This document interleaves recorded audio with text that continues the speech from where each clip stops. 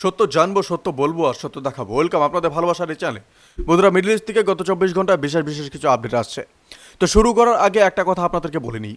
এখন অনেক জায়গায় শুনছো হয়তো যে আমেরিকা আর ইরান ডিল হয়ে গেছে, কেস ফায়ার হয়ে গেছে, শান্তি আসছে। বন্ধুরা, এসব কথা বিশ্বাস করো না। কারণ পরিষ্কার করে বলছি, এই দুটো দেশের মধ্যে যে বিষয়গুলো নিয়ে মতবিরোধ আছে সেগুলো এত গভীর যে শুধু একটা কেস ফায়ার দিয়ে সেটা মেটার নয়। এটা বুঝতে হলে আমাদের একটু গোড়া থেকে বুঝতে হবে। দেখো, আমেরিকা আর ইরান কখনো বন্ধু হবে না কেন? আমেরিকা আর ইরানের যে দুশ্মনী কোনো আজকের ব্যাপার না। এটা 1979 সালের ইরানি রেভলিউশনের পর থেকে চলে আসছে। যখন ইরানের ইসলামিক রিপাবলিক প্রতিষ্ঠা হলো, আমেরিকার সাথে তাদের সম্পর্ক চিরতরে বদলে গেল তখন। তারপর থেকে sanction, proxy war, nuclear deal on off, এটা একটা চলতে থাকা গল্প। কিন্তু এখন যেটা স্পেসিফিক সমস্যা সেটা হলো ইউরেনিয়াম। আমেরিকা চাইছে ইরান তার ইউরেনিয়াম এনরিচমেন্ট প্রোগ্রাম বন্ধ করুক। এমনকি যে ইউরেনিয়াম এখন স্টক পাইল আছে বা স্টক পাইল করা আছে সেটা আমেরিকার হাতে তুলে দিক। এটা আমেরিকার সবচেয়ে বড় দাবি। এই দাবিটা ছাড়া আমেরিকা কোনো ডিলে রাজি না। আর ইরানের অবস্থান কি? ইরানের ফরেন মিনিস্টার আব্বাস আরাকচি থেকে শুরু করে পার্লামেন্টের স্পিকার গালিবাফ পর্যন্ত সবাই একই সুরে কথা বলছে, ইউরেনিয়াম আমাদের জাতীয় সম্পদ, এটা আমাদের সার্বভৌমত্বের অংশ। তো ইরানের মাটি যেমন আমাদের কাছে পবিত্র, ইউরেনিয়ামও তেমনি পবিত্র। এটা কাউকে দেওয়া হবে না। তো বন্ধুরা, এখন একটা জিনিস বোঝো, দু দেশেরই মূল দাবি একে অপরের সাথে সরাসরি সংঘাত করছে। এখানে কোনো মাঝামাঝি জায়গা নেই। হয় ইরান ইউরেনিয়াম দেবে, নয়তো আমেরিকা হামলা করবে। এই সরল সমীকরণ বোঝা যাচ্ছে। তাহলে ডিল হওয়ার প্রশ্ন কোথায়? বন্ধুরা, আসি দেখুন যেটা আপডেট আসছে, আসল গল্পটাতে আপনাদের সাথে আসি। 21শে এপ্রিল এই 2 সপ্তাহের কেস ফায়ার শেষ হচ্ছে। মানে কাল পরশুর মধ্যে এই কেস ফায়ারের যে কথা হচ্ছিল, সেই দুই দেশ আলোচনা করবে, কোনো একটা সমাধান বের হবে। কিন্তু সমাধান হয়নি। এখন একটা সাংবাদিক ট্রাম্পকে জিজ্ঞাসা করলো, যে প্লেনে উঠছিলেন তিনি, যে স্যার মঙ্গলবার কেস ফায়ার শেষ হচ্ছে, যদি ডিল না হয় আপনি কি কেস ফায়ার আরও বাড়াবেন? তো ট্রাম্প কি বলল জানো? যে আমি জানি না, সম্ভবত না, আমাকে হয়তো আবার বম্বিং শুরু করতে হবে। মানে 21শে এপ্রিল কেস ফায়ারটা শেষ হওয়ার লাস্ট ডেট, যদি কোনো সিগনেচার ডিল বা না হয়। তো এবার ট্রাম্প বলছেন যদি না হয় তাহলে বম্বিং শুরু হবে। মানে এটা কোনো ডিপ্লোম্যাটের কথা না, এটা একজন মানুষের কথা যিনি জানেন যে সামনে কোনো সলিউশন নেই, এবং তিনি সেটা ওপেনলি বলেও দিচ্ছেন। সোজা কথা, ডিল না হলে বোমা পড়বে।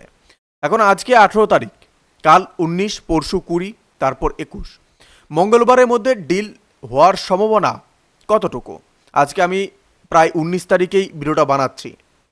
তো দেখুন, আমার মতে তো খুব কম। কারণ মূল বিষয়গুলোতে দুপক্ষের অবস্থান 1 ইঞ্চিও নড়েনি। সিএনএন খবর দিয়েছে যে ইরানি অফিসিয়ালসরা মনে করছেন যে সোমবার ইসলামাবাদে দ্বিতীয় দফা আলোচনা হতে পারে। তো পাকিস্তান মধ্যস্থতা করছে। হোয়াইট হাউস এখনও অফিসিয়ালি কিছু বলেনি, ইরানেও অফিসিয়ালি কিছু কনফার্ম করেনি, শুধু মিডিয়াতে খবর ঘুরছে। কিন্তু বন্ধুরা, এই আহ, ধরো যে আলোচনা হলো, তাতে কি? আলোচনা হলেই ডিল হয় না। আলোচনার টেবিলে বসা আর সমাধান হওয়া, এই দুটো সম্পূর্ণ আলাদা জিনিস। আর বন্ধুরা, ট্রাম্পের দাবি আর ইরানের পাল্টা জবাব, এই জিনিসটা নিয়েও আপনাদেরকে একটু বলা দরকার। গত 24 ঘন্টা যা হচ্ছে তা দেখে একটু হাসি পাবে আপনাদেরকে। সবচেয়ে ইন্টারেস্টিং অংশে আসে।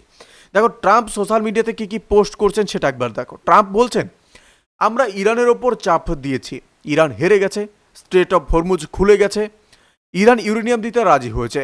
এই সব কথা ট্রাম্প লিখছেন সোশ্যাল মিডিয়াতে। পড়লে মনে হবে যেন সব শেষ, ইরান স্যারেন্ডার করে দিয়েছে। কিন্তু ইরান কি বলছে?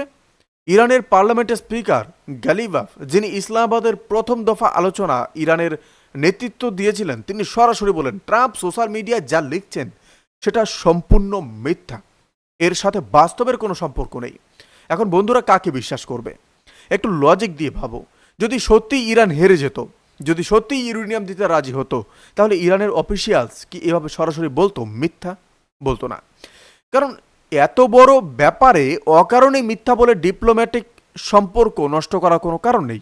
বরং ট্রাম্প কেন মিথ্যা বলছেন সেটা বোঝা সহজ, কারণ তার দেশে তার ভোটারদের কাছে তাকে হিরো দেখাতে হবে। তিনি দেখাতে চাইছেন, দেখো আমি কত শক্তিশালী, আমার কথায় ইরান নতজানু হয়ে গেছে, কিন্তু বাস্তবে কিছুই হয়নি। তো এই যুদ্ধের সময় নেতারা মিথ্যা বলেন, এটা নতুন কিছু না। ইতিহাসে প্রতিটা যুদ্ধে প্রতিটা দেশ নিজেকে বড় দেখাতে গিয়ে সত্যকে বাকিয়ে দিয়েছে, কিন্তু এই যুগে সোশ্যাল মিডিয়ার কারণে সেটা আরো বেশি হচ্ছে। একটা টুইট, একটা পোস্ট, আর সারা দুনিয়া মনে করছে ঘটনা সত্যি। গালিবাফ আরো বললেন, সোশ্যাল মিডিয়াতে লেখা দিয়ে কোনো জয় পরাজয় নির্ধারণ হয় না, গ্রাউন্ডে কি পরিস্থিতি সেটা ঠিক করবে কে জিতলো কে হারলো। এটা একটা সলিড কথা বলতে পারেন, গ্রাউন্ড রিয়েলিটি সব কিছু। বন্ধুরা, স্ট্রেট অফ হরমুজ আসলে কতটা খোলা, যেটা ট্রাম্প দাবি করছেন তো সবটা খোলা, কিন্তু কতটা খোলা আছে, রিয়েলিটি কি? এখন এটা একটু বিশদে আপনাদেরকে দেখুন জানাই। স্ট্রেট অফ হরমুজ হলো পার্সিয়ান উপসাগরের মুখ, আর এই পথ দিয়ে দুনিয়ার 20% তেল যায়, এটা একবার মনে রাখতে হবে। মানে দুনিয়ার প্রায় 5টা তেল ট্যাঙ্কারের মধ্যে একটা এই পথ দিয়ে যায়। তো এই পথ বন্ধ হয়ে গেলে গ্লোবাল অয়েল মার্কেটে ভূমিকম্প হয়ে যাবে বলতে পারেন, যদি প্রপার বন্ধ হয়ে যায়। তো ইরান এই স্ট্রেটের ওপর বিশাল নিয়ন্ত্রণ রাখে, এটা ইরানের সবচেয়ে বড় বলতে পারেন যে লেভারেজ। এখন ট্রাম্প সোশ্যাল মিডিয়াতে বললেন যে স্ট্রেট অফ হরমুজ সম্পূর্ণ খুলে গেছে। আব্বাস আরাগাচি, ইরানের ফরেন মিনিস্টার, তিনিও একটা পোস্ট করলেন যে স্ট্রেট অফ হরমুজ সব কমার্শিয়াল জাহাজের জন্য খোলা। কিন্তু গালিবাফ সেটাকে ডাইরেক্টলি কারেক্ট করলেন। তিনি বললেন যে স্ট্রেট অফ হরমুজ খোলা আছে, কিন্তু ইরানের শর্তে। আমরা যাকে পারমিশন দেব সে যাবে, আমরা যাকে দেব না সে যাবে না। এটা ফুললি ওপেন না, মানে স্ট্রেট টেকনিক্যালি খোলা, কিন্তু ইরান চাইলে যে কোনো সময় বন্ধ করে দিতে পারে। এবং আমেরিকার যে নেভেল ব্লকেট সমুদ্রে চলছে সেটা এখনো চলছে। গালিবাফ সরাসরি বললেন, যদি ব্লকেট চলতে থাকে আমরা স্ট্রেট বন্ধ করে দেব। তাহলে সিচুয়েশন কি দাঁড়ালো? আমেরিকা সমুদ্রে ব্লকেট করে বসে আছে, ইরান স্ট্রেটে নিয়ন্ত্রণ রেখেছে, দুই পক্ষই নিজের অবস্থান ছাড়ছে না। সবচেয়ে বন্ধুরা ভেতরের একটা আপনাদেরকে আপডেট জানাই, যেটা অনেকে জানে না। আব্বাস আরাগাচি, ইরানের ফরেন মিনিস্টার, তিনি একটা পোস্ট করলেন যে স্ট্রেট অফ হরমুজ সম্পূর্ণ খোলা, সব কমার্শিয়াল জাহাজ যেতে পারবে। এই পোস্ট তখন দেখে ইরানের ভেতরে ঝড় উঠে গেছে। ইরানের সংসদে মোস্তাবা মাহমুদ এরকম একটা নাম, তো তিনি সরাসরি বললেন যদি এখন কেসফায়ার না থাকতো তাহলে আরাগাচিকে এই পোস্টের জন্য ইমপিচমেন্টের মুখোমুখি হতে হতো।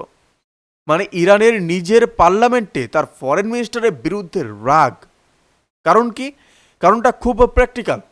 ওই সাংসদ বললেন এই ধরনের পোস্ট দিলে ইন্টারন্যাশনাল অয়েল মার্কেটে দামে ওঠানামা হয়, এটা আমাদের কৌশলগত পজিশন দুর্বল করে দেয়।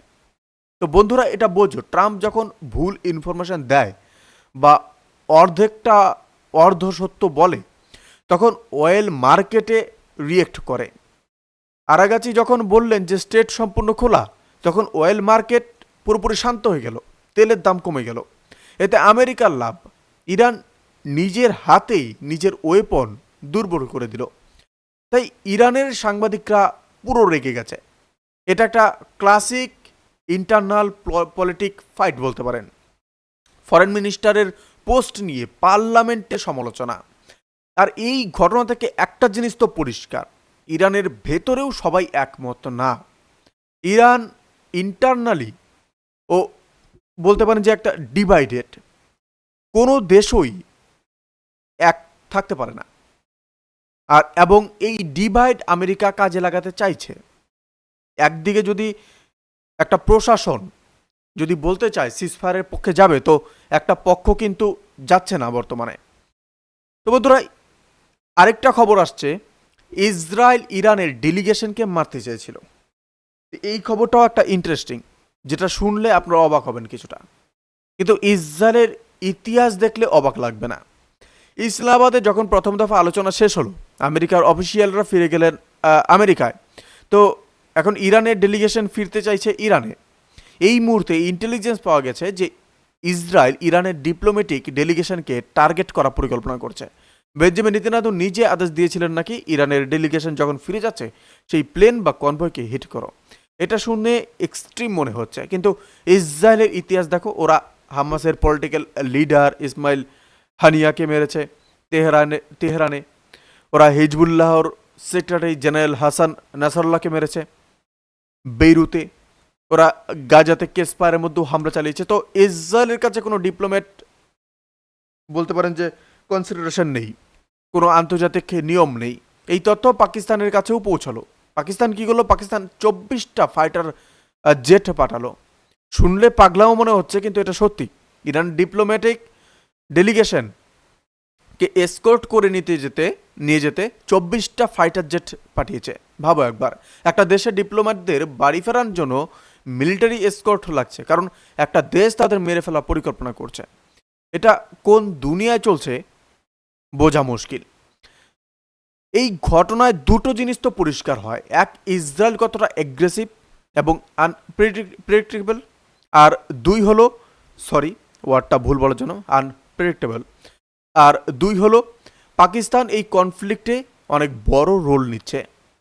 পাকিস্তান শুধু ভেন্যু দিচ্ছে না, সক্রিয়ভাবে ইরানকে প্রোটেক্টও করছে। বন্ধু, আরেকটা হাসির একটু দুঃখের খবরও আসে। ট্রাম্প সোশ্যাল মিডিয়াতে পোস্ট করলেন, আমরা ইসরায়েলকে লেবাননে হামলা বন্ধ করতে বলেছি এবং ইসরায়েল রাজি হয়েছে। এটা পরে ইসরায়েলি অফিসিয়ালস যেন কি করলো, তাদের মুখ হা হয়ে গেছে। ইসরায়েলি ওয়ার ক্যাবিনেট বলল, ট্রাম্প আমাদের সাথে কথাই বলেনি, কোনো কথাই হয়নি, কোনো বার্তালাপ হয়নি, কোনো কল নেই, কোনো মিটিং নেই, আর উনি সোশ্যাল মিডিয়াতে লিখলো যে আমরা এগ্রি করেছি। তো ইসরায়েলের ওয়ার ক্যাবিনেট পাবলিকলি বলে দিল যে আমরা বিবেচনা করব যে আমরা থামবো কি না। এটা বেসিক্যালি ইসরায়েল বলছে আমরা তোমার কথা থামিনি, আমরা নিজেরা ডিসাইড করব। তো বন্ধুরা, এই জিনিসটা দেখো, আমেরিকার সবচেয়ে বড় অ্যালাই হলো ইসরায়েল। তো আমেরিকা ইসরায়েলকে billion billion dollar military aid দেয়, কিন্তু সেই ইসরায়েলই পাবলিকলি আমেরিকার প্রেসিডেন্টের কথাকে রিজেক্ট করছে। এটা বলতে পারেন যে এক ধরনের আনপ্রেসিডেন্টেড বলতে পারেন। আর এই ঘটনাটা বোঝাচ্ছে যে ট্রাম্প এবং নেতানিয়াহুর মধ্যে সম্পর্কটা কতটা জটিল হয়ে গেছে। ট্রাম্প ইরানের সাথে ডিল করতে চাইছেন, নেতানিয়াহু চাইছেন না কোনো ডিল হোক, কারণ ডিল হলে ইরান বেঁচে যায়, শক্তিশালী থাকে। তো নেতানিয়াহু চান ইরান দুর্বল হোক, ভেঙে পড়ুক। বন্ধুরা, এই হলো পরিস্থিতি গত 24 ঘন্টায়। বেশ কিছু আপডেট আপনাদেরকে জানালাম। প্রথমত, আমেরিকা আর ইরান কোনোদিনও যুদ্ধ বা বলতে পারেন যে বন্ধু হবে না, এটা আমার মতামত না, এটা ইতিহাস বলছে, বর্তমান পরিস্থিতি বলছে। দ্বিতীয়ত, 48 থেকে 72 ঘন্টার মধ্যে দেখবে হয় ডিল, যেটা সম্ভাবনা খুবই কম, নয়তো আবার বম্বিং শুরু হবে। তৃতীয়ত, সোশ্যাল মিডিয়াতে যা দেখছো সেটার অর্ধেকই মিথ্যে। ট্রাম্প মিথ্যে বলছে, ইরানও সব সত্যি বলছে না, ইসরায়েলও নিজের ভার্সন বলছে। এই যুদ্ধে সত্যিটা সবচেয়ে বড় ক্যাজুয়ালিটি বলতে পারেন। আর চতুর্থ যেটা হচ্ছে আপডেট আসছে, পাকিস্তান এই পুরো কনফ্লিক্টের একটা ক্রিটিক্যাল রোল নিয়েছে। এটা পাকিস্তানের জন্য একটা বড় ডিপ্লোম্যাটিক গ্যাম্বেল বলতে পারেন। পঞ্চম যেটা আপডেট রইল সেটা হচ্ছে ইসরায়েল এই পুরো ব্যাপারে ওয়াইল্ড কার্ড, ওরা যে কোনো সময় যে কোনো কিছু করতে পারে, কোনো রুল ওদের কাছে অ্যাপ্লাই হয় না। তো নজর রাখো, আগামী 72 ঘন্টার মধ্যে অনেক গুরুত্বপূর্ণ আপডেট আসবে, আর কিছু হলেই আমি আপনাদের জন্য আপডেট নিয়ে আসবো। আজকের জন্য এখানে শেষ করছি। আপনারা কথা দেখছেন অবশ্যই জানাবেন। ভালো থাকবেন, সুস্থ থাকবেন, ধন্যবাদ। দেখা হচ্ছে নতুন কোনো ভিডিওতে বা লাইভ।